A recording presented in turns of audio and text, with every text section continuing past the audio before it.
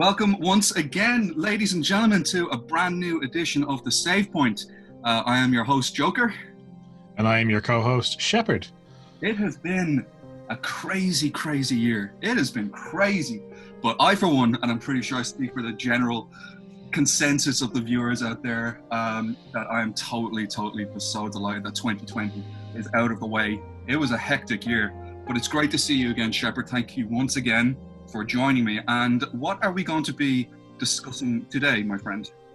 Today, I think we'll be discussing a personal favorite of mine, Hollow Knight, a Metroidvania. I know some people don't enjoy that phrase, but it is a Metroidvania adventure game made by Team Cherry. 2 people, I believe. Very exciting game. Really enjoyed it. Really happy to talk about it. Absolutely. It was one of those titles that, for me personally, I actually kind of struggled with it at the beginning, but I'll get into that as the video rolls on. But no, Shepard, you're totally right. They are a Southern Australian video game developing team, and they are the guys behind Hollow Knight and the upcoming, is it a sequel that they're doing called Silksong? I think it's being described as a sequel / spin-off of some variety. Yeah, so it focuses on a character that was in the original Hollow Knight game, Hornet, but she's much more spry and much faster than the main character of Hollow Knight. So it's essentially a different style of game in a sense. They're functionally the same, but the way she plays will likely be a completely different experience. Yeah, and just coming on to what Hollow Knight is actually about. It's a strange one in the sense that it doesn't put everything out onto the table immediately. It's very much, the narrative is very much told through the settings and the scenery. It's environmental storytelling. And another company who has that polished to a mirror sheen are From Software, who are the developers and creators of the Dark Souls series, Demon's Souls, Bloodborne, Sekiro, and now the up-and-coming game with, it's a collaboration with George R.R. Martin, who is the creator of Game of Thrones. They are combined together now on this new project called Elden Ring. We haven't really heard anything about that so far, but Hollow Knight for me is, I must say, I enjoyed it, and the art style is just utterly gorgeous to look at. How 2 people did this is just beyond me. It's the power of the indie developer, I suppose, isn't it? You look at massive AAA studios like Ubisoft or Capcom, EA, any of them, and they put out these games, and they often lack polish because, we can fix it later. We'll put a band-aid on it, patch it, whatever. Yeah. But there's often a passion you get from indie developers, I think, because they're paying for this with their own money a lot of the time. Yeah. This is their baby, I suppose.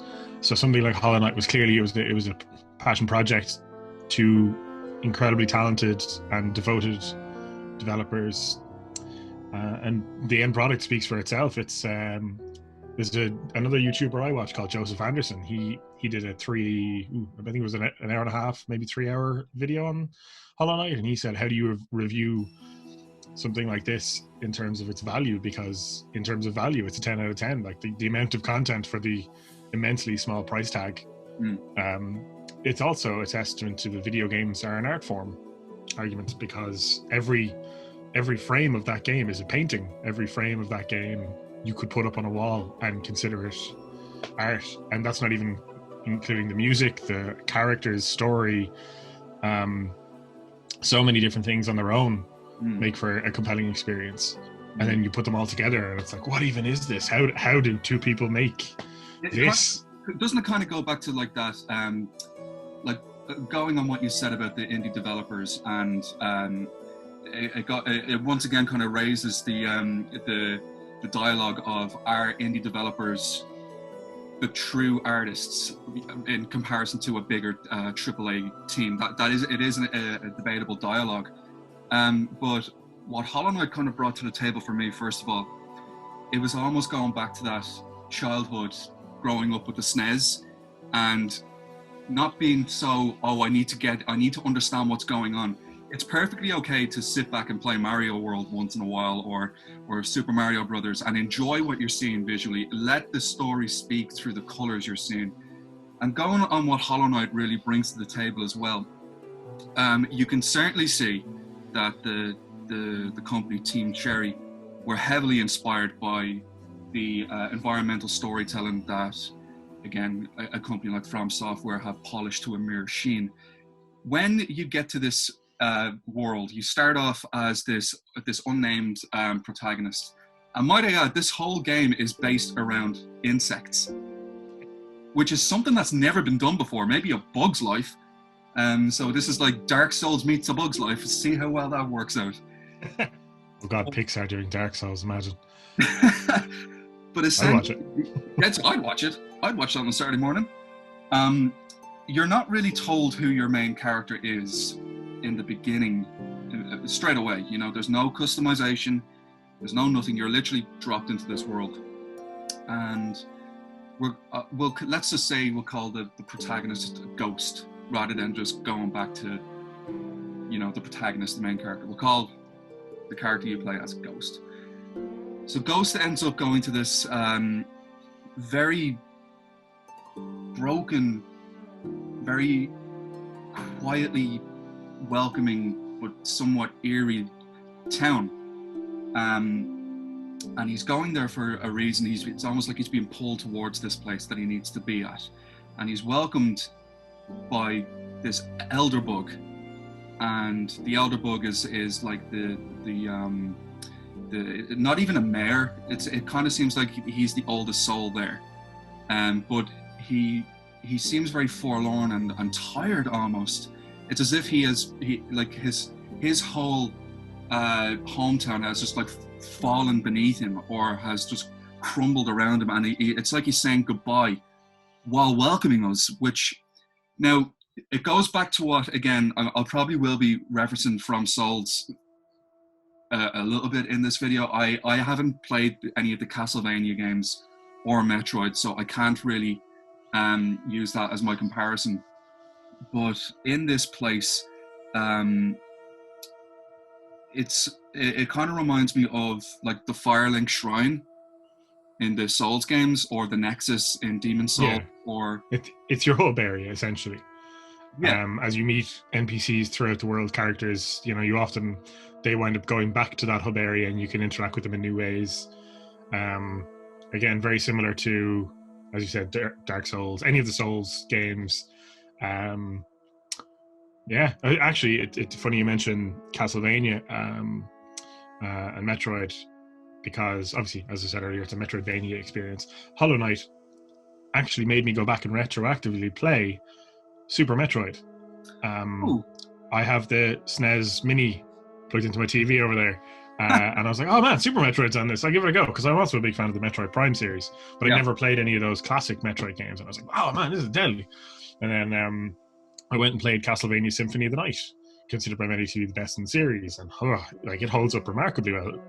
And then I was like, oh man, I need more. This is like my new thing. So I went and bought Bloodstained Ritual of the Night, made by Koji Igarashi, who was the original Castlevania director. He made so many of the games. I think more than 10 of them were under his watch, and he made Bloodstained because he's like, there's a market for this, and he was absolutely right. Look at Hollow Knight, look at Bloodstained. Those kinds of games where essentially the world gradually just gets larger and larger as you explore. I love that now. That's basically my new favorite genre, next to survival horror. I mean, that point that you made there, how the world that you are inhabiting, there's more beneath the surface and there's more around you that you're not.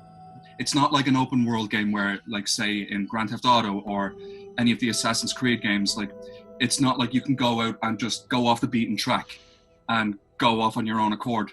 But it's the layered structures of the levels are so well interconnected. Now, there is a story in this game, but it's not told to you straight away, like, okay, here's what's going on, this is what happened at this time, and this is where you are, and here's what's going on. You have to pay very close attention to the dialogues that these NPCs are saying to you. They're saying these things for a reason, item descriptions are written this way for a reason, and slowly the world starts to make sense.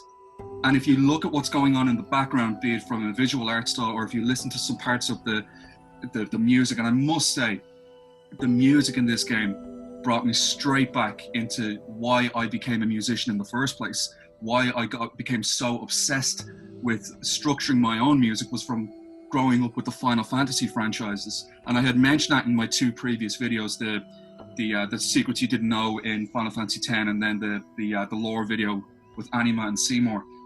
You can actually go back and rewatch those, and I make a point about the music. That's your guide almost. That in these levels, you may not understand what's going on, but if you just take a moment just to take it all in, there is a story being told here. And I really like that personally. Like, another example is when you get to the City of Tears, and it's that visual art style of the rain gently pouring down, and the music, the stunning, eloquent sequences playing in the background. That alone says more about the environment that you're in than a guide coming towards you and saying, okay, so this is what happened in this time. You know, you have no guide in this game. Everything is, you find it by yourself. But there is a somewhat of a story here that is unraveled as you go through. So there was this giant white worm that could be seen as a god that had birthed this new entity of itself. And this entity is known as the Pale King. And he rules over this place called Hollow Nest. And the Pale King wanted to trap this moth, this called Radiance, who controls the bugs around this area through a hive mind. So if one bug gets intertwined with the Radiance's brain thoughts, it kind of goes, it jumps from one to the other until they're all controlled. The Pale King shows up, and suddenly the Radiance is forgotten about. The other bugs move on and that kind of thing. Now, the Pale King then traps this Radiance in a purely hollow bug. That's the King's that's his desire. So the Pale King goes through many different husks, let's say, and the husks that don't meet the requirements are then thrown away into this place called the I think, is it the Abyss, and they're sealed away there. And it's a part of the game that you actually do journey to, and if you look closely in the backgrounds, you can actually see those husks. And I remember playing it, I was like, hang on a second, they look like me. What's going on here? But it's not told to you straight away. And yeah, it's left for you to interpret, to figure it out for yourself. Exactly. I thought it was like a good another visual representation of this. This could be the other players all over the world who at some point have probably died in the game and their bodies end up here. So the Hollow Knight is the actual end result of the Pale King's we'll say experiment to get this purely hollow husk, and he traps the Hollow Knight, which the game is named after, and seals him in a black temple, which is locked by 3 prolific bugs who had sacrificed themselves to lock the temple up. And the three bugs who you actually go find and try to break this cycle, you have Lurien the Watcher, Monomon the Teacher, and Hera the Beast, and she's the Queen of Deep Nest, which is way down into the Earth's core. But there's very much like a Dark Souls-y kind of thing going on here, isn't there? Yeah, it's essentially similar to the first Dark Souls game. The idea of you're the Hollow. First one is the Hollow, isn't it? You're a Hollow. Yeah, and like you're. Yeah, the first one you're. The Dark Sign, and the world is slowly decaying, and essentially you're one of many who have attempted to relight the first flame. It's a similar kind of setup to this as it is to Hollow Knight, because obviously in Hollow Knight you're one of many who've come and tried, and even that I think that's an element of the story as well. It's like, oh well, you can take the place of the Hollow Knight. What Gwyn did with the first flame. Yeah, exactly. He took that mantle as being the light. Yeah, and yeah, that's it. So it's it's essentially like it's a never-ending cycle of death and rebirth and decay, and it's happy. There is yeah, there is a story here, you know. Oh yeah. One of the prolific bugs who have sacrificed themselves to use their masks and their energy to seal this temple up. As I said, she's the queen of Deepnest, Hera the Beast. She then had her own child with the Pale King, and because you have to remember, the Pale King is essentially this great godly worm, so he has deific attributes, and Hornet was the end result, which I thought that was just incredible, and that's why whenever you fight against her, she wants to protect the cycle. She's afraid that if the temple gets opened and you find the Hollow Knight, that the radiance will just explode out. You know, you have to remember that the Hollow Knight is locked up for a reason, and he fully went there on his own accord. Like, I will be the sacrifice to keep this kingdom going. And again, it goes back to Gwyn when you meet him at the end of Dark Souls 1 at the kiln of the first flame. The Hollow Knight has literally gone hollow. He's gone mad, and he's violently swinging against you. You fight this husk, and it was in that moment I was like, you really thought you were doing the right thing, but the reason why you went here was because someone else's paranoia locked you away in the first place.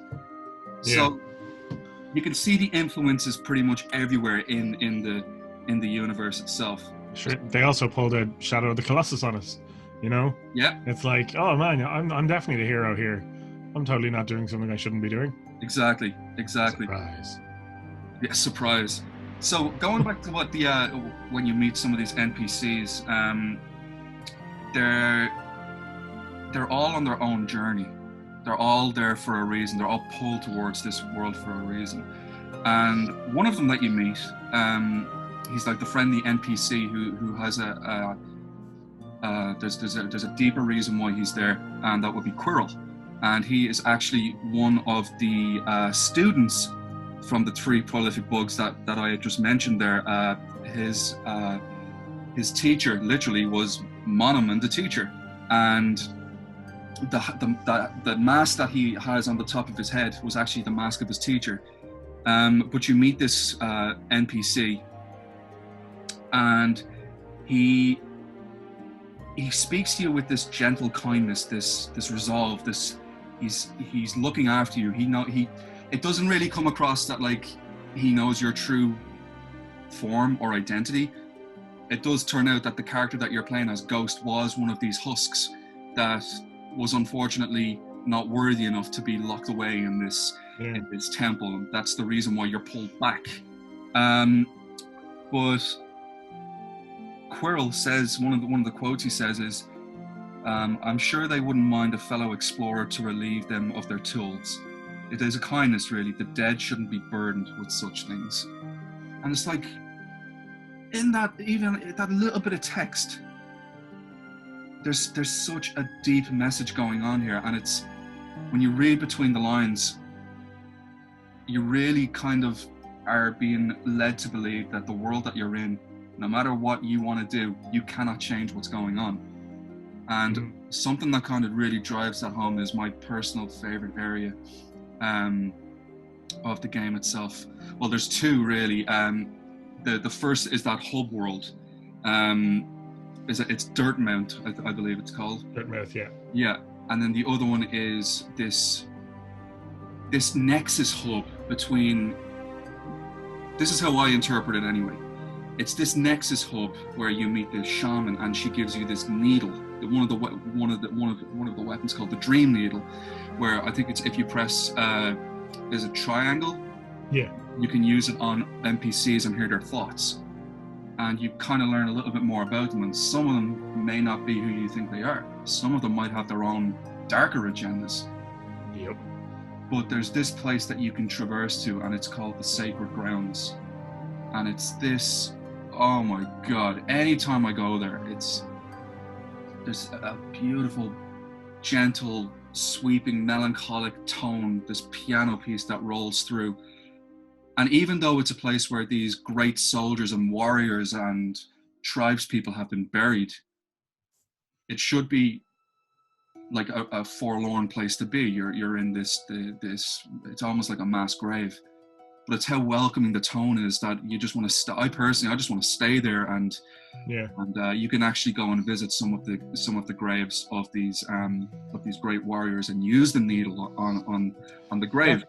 That's something I love actually about the dream now, is it essentially adds this side quest to the game where you can go back to previously explored areas, or maybe you find some new stuff on your way, and you can face these ghosts, and they're, first of all, it's more content, more Hollow Knight. I'm happy about that. Get to play more game. They're challenges. Oh yeah, they're essentially the hard mode of the game. Yeah.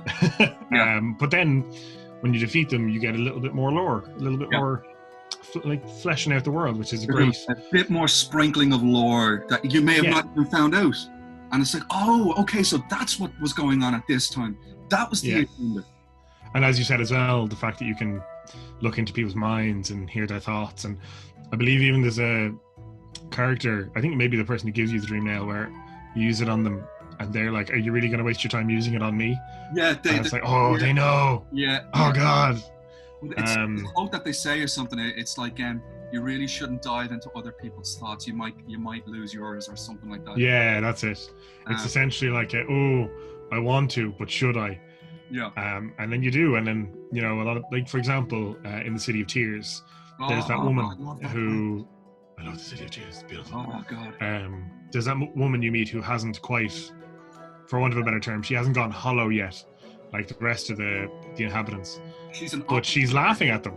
Yeah. Sorry? She's an opera singer, I think it is. Yeah. And she's like, I'm better than all of these people. That's why I haven't changed yet. You actually unlock a shortcut into her house. But then if you use the dream nail on her, she's basically like, this guy's probably going to die too. It's like, oh, okay, you're delightful. It's that kind of blind faith, isn't it? Yeah. She's there's actually another NPC. It was not my first playthrough. I nearly broke down in tears. At this, in the crystal mines, it might be called a different name. Yes. You need the ability to dive smash. Again, I don't know all the names. To enter it. But early on, I went there, and there's a female bug. A miner. And you can talk to her, and she's really pleasant and jovial and just nice to interact with. And every time you go to a new area and come back, she'll have a new piece of dialogue. But eventually, you come back, and she's hollowed out and attacks you. And it's like, what? No! No! Oh man, that had never happened to me, actually. And that's how deep this game is. There's so much. It's kind of like the Solaire quest line in Dark Souls, where depending on how that goes, you may screw it up, and then his brain gets eaten by a sunlight bug. Yeah.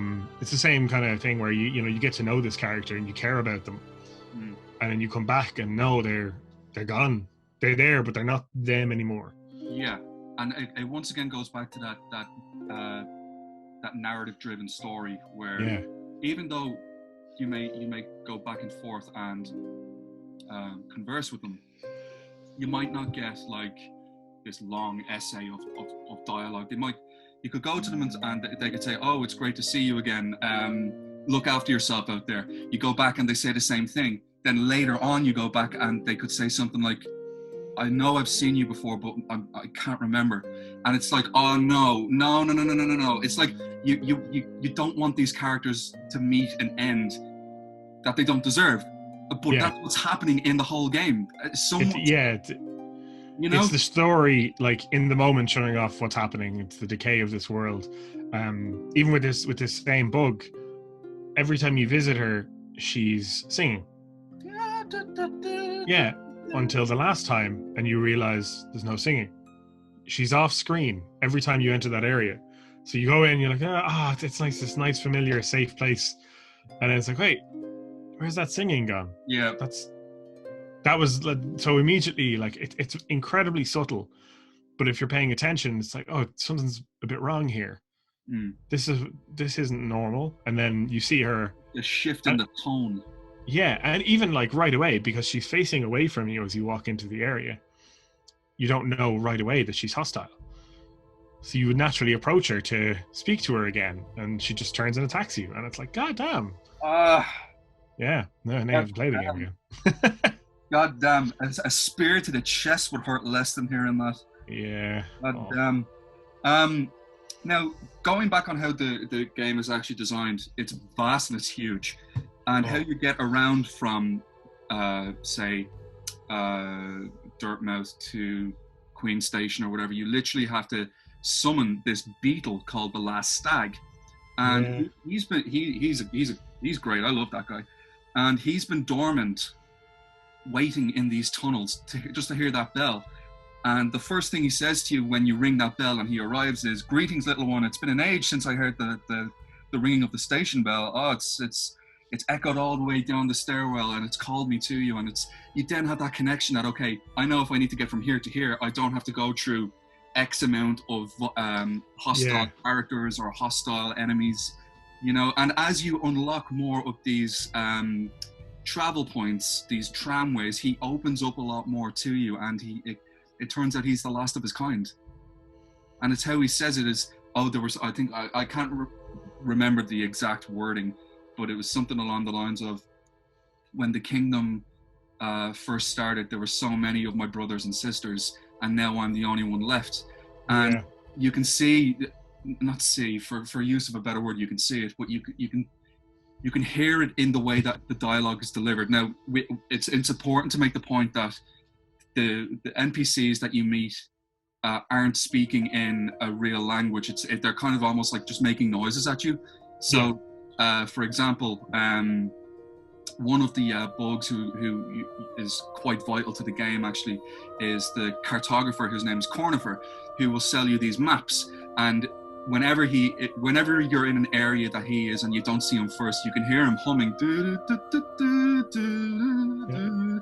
you know. But when you speak to these people, they would go like, you know, Sim speak language.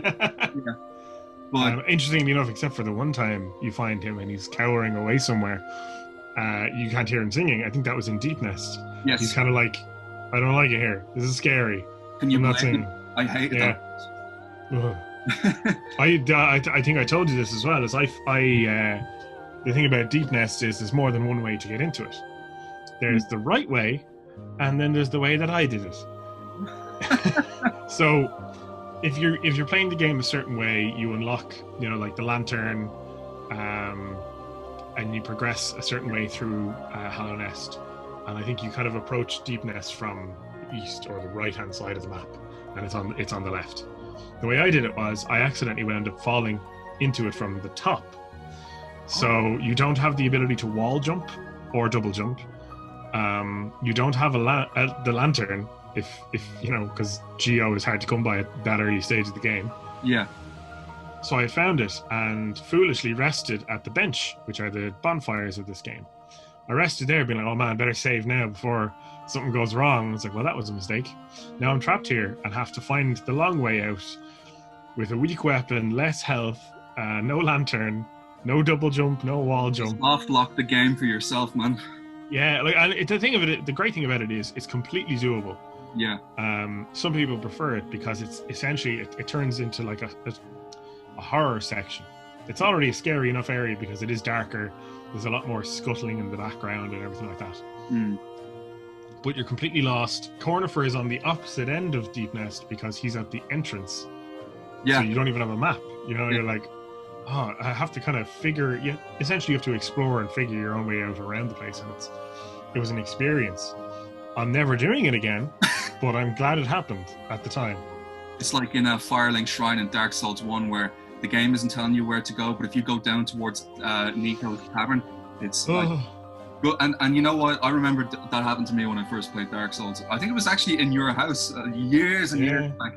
I remember you saying, I wouldn't go down there if I were you, and I was I'll go down and see what the story is, and I got attacked by giant skeletons wielding broadswords, which Hassan shot me back to the fire link and made me hollow. But yeah, good times. yeah. And then you went the other way and you end up in the Undead City. You end up and you're like, this must be the right way. And then the dragon attacked and you're like, no, what is this game? What are you doing to me? Isn't it funny how there are multiple ways of approaching a situation, especially in Hollow Knight? And there is, it's not to say that the game is inherently linear. It is in a way going at like a 90-degree angle, like everything is going this way, or you're either going up or down. But there's no diagonal X roads that you go. Yeah. It's all rather 90 degrees. If you took out all the details, it would just be a series of squares. Yes, indeed. Yeah, absolutely. And as you kind of progress through the game and understand what your quote-unquote purpose is for being there and for doing these things, I found this when I was playing the game, that in the background there's a deeper thing going on. It's not just this hack and slash. It's not just this Metroidvania carbon copy clone with gorgeous music and bright details, and the concept artwork is stunning and all this kind of thing. There's more of an ethereal, almost godlike presence in the background. And maybe it's just me feeling that, but the reason why I say this is because after you fight Hornet for the first time and she calls you the ghost, because she knows what you are. Yeah, of course. In some ways, it could be seen that you and Hornet could have been siblings at some stage. But when you fight Hornet for the first time and she chuckles and playfully laughs and runs off, this text comes up and it says, "Let us sleep, little shadow, return to your darkness, allow us our peace." And then these kind of these spires kind of float up. It's like the inside of my Dreamcatcher tattoo. Yeah, they're like pink and purple kind of fireflies. And I remember just being like, what was that about? Okay, there's something else going on here. And that's what drove me to keep going and keep moving forward with it. But I must admit, as gorgeous as the game is, as beautiful as the soundtrack is, it's now like literally in my top 10, top 5 favorite soundtracks of all time. I can't get over it. I must admit, I did struggle with the game. And there were times when I shelved it completely. And I remember texting you being like, how do I do this? Because I've tried everything. And what kind of pulled me away sometimes was because the areas could be so vast. If you don't have a particular type of ability when you're at point A, you have to go all the way to the other side of the world, literally to point Z, to literally pick up a key to unlock something in the middle of the map that unlocks this door. That this door then leads you into down here that has the chest that you need to get at, but you can't get at it because you don't have this ability. Yeah. The other issue of that being, a lot of the time, the game won't tell you where to go. So if you, as you said, you come up against a brick wall, and it's like, for example, getting into the City of Tears, you need you essentially need to turn on a bridge and then use a key to open that door. But well, not even the bridge. The bridge is actually, you turn that on when you get across, because you need the double jump. You need the wall jump ability. Yeah. Which you don't have. You don't have the first time you arrive there. Probably you don't. You know, you may. But the game doesn't tell you where to get it. Yeah. You're kind of like, okay, where do I get that? Yeah. And you look at your map and you're like, where have I not been? So you kind of need to buy those markers maybe from Cornifer's wife. Yeah. That you can put on the map to be like, okay, that's a point of interest. But you obviously can't label that. It's just, here's a blue marker, here's a red marker. Yeah. So it's like, why did I put that marker there? What was there? Or you may have not put a marker there because you forgot, or you didn't have them at that point in the game, or... So it is kind of dependent on you to... It requires a lot of patience, essentially. It does. The game, it does expect a lot. I had similar issues to yourself. There's kind of a high barrier for entry at the beginning. But when you get into the flow of the game... And that's the other thing as well. I will... If someone doesn't like it at the beginning, I would not be like, no, you have to do it. You have to get past this. It's like when Assassin's Creed Odyssey came out, and there was a review that's like, oh, I swear to God, it gets good after 15 hours. And it's like, I'm not playing for 15 hours until the game gets good. Yeah, that did damage people's expectations of what the game is. You shouldn't have to play for 15 hours or 20 hours just for it to open up. And Death Stranding is quite guilty of that. I'm sorry, as much as I love Hideo Kojima and what he brought to the table with that story, the story itself was there. Again, it's kind of like Hollow Knight. There is a story there, but it's not thrown at you. But you shouldn't ever have to play over 10 hours just for something to happen. It doesn't work. Or in the case of how it felt for me playing Death Stranding, over 40 hours for something to happen. It's kind of, it's one of those games, I may go back and play it. Yeah. But even after your first encounter with Troy Baker's character, and it's like, okay, cool, a boss fight. But the plot didn't really get furthered by this. It was just a boss fight. And they even call it that in the games, like good old-fashioned boss fight. Yeah, I think he's guilty of saying, aren't you glad something is happening now, or something like that? Yeah. He's kind of, and generally, like, I think Hideo Kojima is very good at pacing and plot and all that kind of stuff. It was just, that was a bit self-indulgent. Someone else is very guilty of this in terms of film and television is like J.J. Abrams. You know, so he has a cool setup, but the payoff never arrives. Yeah. Again, that's just my opinion. So back onto the subject of Hollow Knight specifically, the setup is really engaging, but, and I won't say you can play it wrong, but the problem is if you don't go the way the developers intended you to go, the plot might take a bit longer to get going. Yeah. Like, I remember for ages, when you were messaging me about it, you're like, I like the world and it's kind of cool, but like, I don't know where I'm supposed to go. And it was like maybe 5 hours in, you finally met Gru's mother. Yeah. It's like, you literally just the other way at the start of the game. Yeah. But you don't think about that because you're exploring one direction. Yeah. And there's a lot to explore. It's really cool. There is.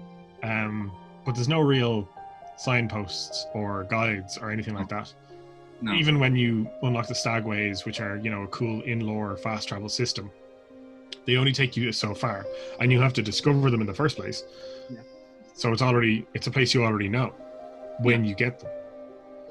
Yeah.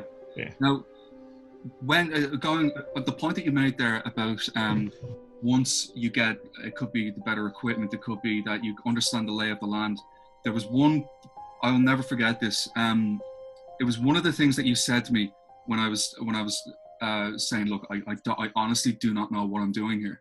And there's this area that you it's quite important to the lore, and it's also quite important to this is where the world kind of opens up.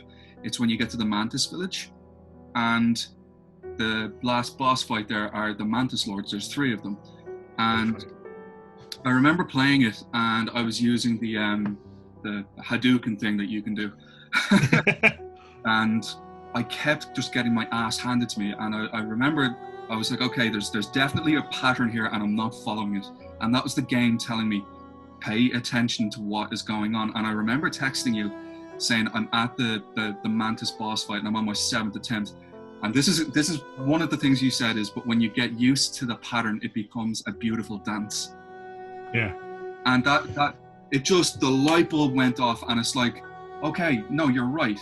It's not going to hold my hand. The game is not going to hold my hand, but the reward you get for following your gut and getting the timings right and following the pattern and learning how your enemy operates and how they move, that is when you are now playing the game. Of course, there will be times when you play it and it's literally like, I honest, hand on heart, I haven't a fucking clue where I'm going. And it goes, that's what frustrated me. Maybe I expected the game to not be so vast for a bug this size. And but that's the beauty of it as well, though. It's like you actually do feel like a small little insect in this world, and there's enemies bigger than you and they're more tougher than you, and it goes back to that risk reward system like the Souls series, where if you die, say in Dark Souls or Bloodborne, in the Dark Souls you lose all your souls, which are your currency, and they also are used to level you up. In Hollow Knight you lose all your geodes, which are the currency, but it leaves behind this spectre called a shadow, and there is a beautiful description about what these shadows really are. And when you go back to the point of where you died, you have to fight this spectre. Now, it's not like a massive boss fight. It's literally 1 or 2 hits with your nail, and then that's pretty much it. But this spectre or shade is quoted as an echo of a previous life, defeated to retake its power and become whole, which is what I just mentioned. But the actual full-on description is, each of us leaves an imprint of something when we die, a stain on the world. I don't know how much longer this kingdom can bear the weight of so many past lives. That's just on this particular shade. That's a description. And they could have easily just said, this is where you died, kill it, you'll be back to normal. But it's that little bit more of dialogue, that little bit of a sprinkle, that it goes back to the overall theme of the game, which is that this world is dying. And in retrospect, it was the paranoia and fear from one being that caused all this. And going to what the Pale King did, he sealed himself away then once his own son was in the Temple of the Black Egg, which is where he's sealed and where the reverence has inhabited its body. You can actually meet the Pale King, and he's sitting on his throne in this very far removed part of his own kingdom, kind of like Anor Londo, or kind of like Anor Londo. I was going to make another reference there, or somewhere else like that. It's very, very far removed. This is his haven, and when you find him, I expected to meet this big, tough, very, very powerful king that came from this godly worm and was able to build this kingdom. You meet him and he's dead on his throne. Yeah. And there's a part where you can go up and you touch him gently and he just, bang. Yeah. He's completely unaware. He's completely unaware of the havoc he's caused. I think that's something, it reminds me of, it always comes back to Dark Souls. One of the few things I think Dark Souls 2 got right was when you meet the king of Drang Lake. Vendrick, Vendrick. You meet him after a boss fight in Crypt. Mausoleum, essentially, and he's just a husk of his former self, walking around, fighting his sword. Yeah. I think you know, if you hit him, he'll absolutely mop the floor with you, because reasons, Dark Souls 2 reasons. Dark Souls. But it's that similar idea of the game. It works subversion of expectation in a really interesting way. So, like, subversion of expectation isn't in and of itself a good thing. It needs to be implemented well and have a purpose. But in Hollow Knight, it works because it is this idea of, like, as you said, you're building up to this climactic encounter. But it just furthers how you view the world when you meet him, and he's nothing. It's like, oh, yeah, exactly. And again, that just hammers home the point that, no, you're too late. This world is gone. You know, and the few people you have met have lost themselves along the way. I think that's a testament to the world building in that game and the build up and the pacing when you get into that rhythm and flow. Yeah. Because you may, if you're playing it a certain way, you may forget about the king by the time you reach him. You're like, oh yeah, there's the king. Oh, that's a bit disappointing. I think it's because when you go through the different hub worlds, like there are NPCs dotted around the place that do remind you of what's kind of going on and what purpose of you going from point A to point B is, and that once again is a testament to how this world has been created by two people. I don't know how they did it. It's just incredible. But there are kind of I wouldn't call them signposts, but they're for example in the Pilgrim's Way, there's this we'll say a signpost for use of a better word, and it says, "Travelers of Hollowness, descend through the verdant wilds and fungal groves to the city at the kingdom's heart. There all wishes shall be granted, all truths revealed." So it's like they're at this point. It's like if you get to this point, if you get to this part of the kingdom, this is where everything will just be explained to you. This is where you'll know what's going on. You get there to let's say the City of Tears, which is where the kingdom was initially built. You get there and it's empty. It's like, well, where's everybody else? Like, I thought this was supposed to be a vast kingdom. Like the only other NPCs I've seen here is the opera singer, Quirrell, who greets you, and then you have to find the mask of one of the three revenant beings that are in in the kingdom itself. I think he's the guy who looks through the telescope.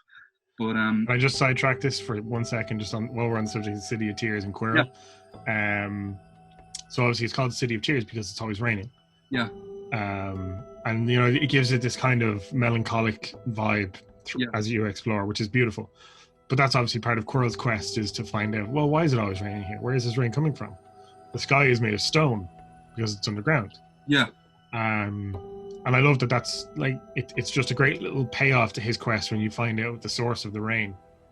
Yeah. The Blue Lake or whatever it's called. And it's just this beautiful moment of, it's not this big grand fight or some immense monologue. He's just kind of like, oh, well, so this is what it is. It's nice to understand things and know more about the world I live in. And sometimes it doesn't have to be as grandiose as what you'd expect. It's like, oh, it's just that realization of, so that's what it was all along. Yeah. And then it's how you react to that then. Yeah, exactly. And the fact as well that, like, you do have, an encounter with Quirrell where he helped you out in a combat scenario and everything. So he isn't just a guy with a sword. He does help. Yeah. But it fleshes his character out a lot when it's just something as small as, I want to know why it rains here. Yeah. And it's a mystery with a little payoff. Yeah. That you may miss. You may not actually encounter that room, that area of the game at all, I don't think. Yeah. Again, it goes back to that non-linear style of gameplay where you could approach each level differently. You could come in from this side and miss what's going on, or you could even make the game accidentally harder for you if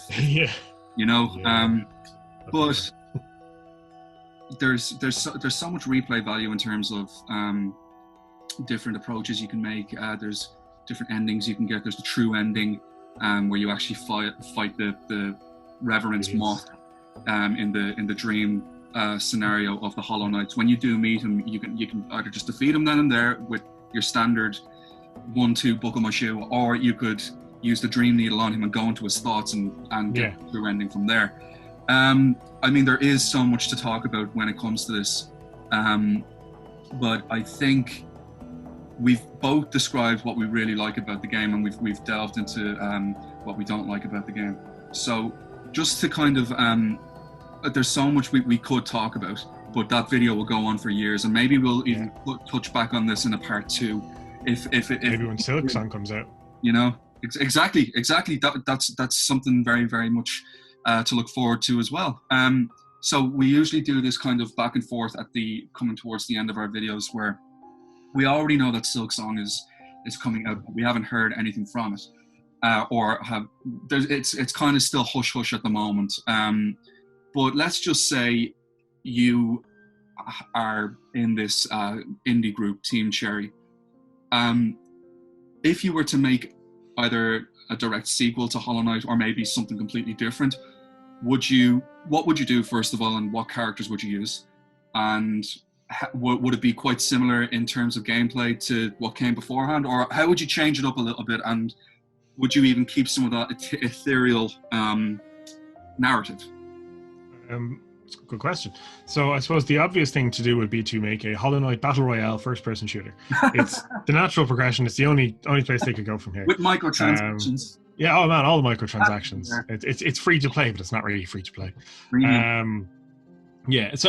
Realistically, I would like to focus on maybe one of the other characters that exist in Hollow Knight. As we know, maybe Quirrell, maybe I can't remember the character's name, but they wear a bag over their head and they help you out in a boss fight and they die. Oh yeah, Bag or something like that. I think so. Or that's that other guy, the Mighty Zoe, I think his name is the other one. Oh no, fuck Zoe all the way. He's a piece of shit. Him and his like, here's 50 great things about me, bastard. No, there's a character. I can't remember. My notes actually, Zoe the Mighty asshole. Rightly so. This character, they wear, like I said, they wear a bag over their head. They're kind of a chunky character. They have a big club, and they die in the middle of a boss fight, helping you out. The boss impales them, and then they get the final strike in. That's right. So maybe a story about them. Yeah. They could be a bit more focused on, like, because obviously they're a bigger, bulkier character. They could be more of a straightforward, like, beat 'em up game or hack and slash or some kind, or something to do with Quirrell, because maybe like a prequel game with him due to his he's quite explorative, he's interesting, but he's also very calm, and he had he could play arguably similar to the Hollow Knight or Ghost. Something to that effect, just something to flesh out the world. It doesn't need to be a grand epic, it just needs to give me more of that world. Yeah. And would you call it Hollow Knight Part 2, or would you use a different name? I nearly go for an entirely new name, like even Silksong. It's not. I don't think it's called Hollow Knight Silksong. It's just called Silksong. Silksong, yeah. So Quirrell's thing could be Quirrell, or I don't know, maybe Hollow Knight EX2 Alpha Super Turbo Mode, or something to that effect. Yeah. I honestly, that's the thing, is it's such a broad category of things. It's one of those. I wouldn't want to just do another Hollow Knight, basically, because they did that and it's great. It exists. Yeah. If I want another Hollow Knight, I'll just play Hollow Knight more. Yeah. What about you? Well, for me, I agree with a lot of what you're saying, and anything that kind of fleshes out this world, it would be fantastic. I'd be totally happy with it, but I do agree with what you're saying in the sense of, if I wanted to play more like a Hollow Knight, I'd play Hollow Knight. If I want to play something that is completely different, that's where I want to go. I wouldn't want it to be like a carbon copy or that kind of thing. Definitely improve on the gameplay of what came before. Maybe not make it so broad that might intimidate other players, but that just depends on you as a person. What I would like to see would be the story between the Pale King and his kingdom and how it came to fruition. Because in Hollow Knight, we don't really have that much of a lore background for the three main bugs that steal the Hollow Knight away. It's just kind of like, okay, they're here, get their mask, break the cycle, do this, do that. I would like to see a little bit more of their personalities fleshed out. Maybe you could have where, quite similar to how in Dark Souls 1 and in retrospect in Dark Souls 3 is, that Gwyn and the Firstborn had a massive disagreement about what happened with the war with the dragons and how inevitably he became the nameless king. But just to know what really transpired would be pretty cool. Like, now, of course, being it that it's a story-driven narrative based on item descriptions and the environment and things like that, it does kind of lend itself to know whatever your headcanon is what really happened. It's that kind of thing. But I would like to see more of what really happened, what really transpired. That's what I would like to see. So I think what we'll do, Shepard, is we'll round it off, man. And it's great to be back. Yeah, definitely. We'll have to get into a nice rhythm with this. Absolutely. New Year. Get the content out there. Ooh. Guys, once again, thank you so much for tuning in. Getting some lovely comments on some of the older videos. It's just amazing, and it really, really gives us the push and the drive to do this. And we hope you are enjoying the videos as much as we enjoy recording and making them. So for now, signing off on the Save Point, I've been Joker. And I've been Shepard. Thank you very much. Take care, everybody.